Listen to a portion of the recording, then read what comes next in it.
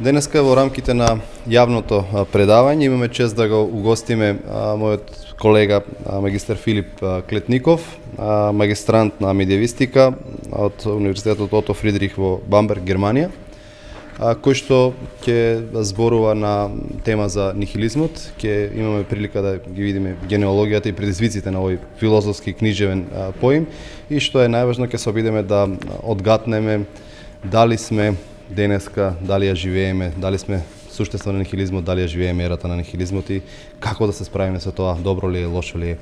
Таа чест денеска ќе ја имаме да разговараме со Филип Клетников и се надевам со плодната дискусија со присутните во салата. Оно што ме фасцинира околу нихилизмот е што тоа е така да кажам неизречиво амбивалентен, сеопфатен и она што е најважно актуелен. Од една страна, кога ќе речеме нихилизам, првото нешто што им текнува на луѓето е негативно во вредносна смисла на зборот, се помислува на Ниче, на волја за моќ, на деструкција, на рушење на општеството и така натаму.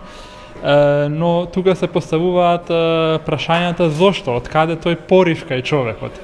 И дали тој порив не е поврзан со нему спротивниот порив, поривот на создавање, поривот на самоафирмација. И сите тие прашања во основа се длабоко психолошки, длабоко лични и го наоѓаат својот израз во општеството, во согледувањето на стварноста уште од најстарите времиња до денес. Почнете од биологијата, почнете од физиката, од она емпириското што е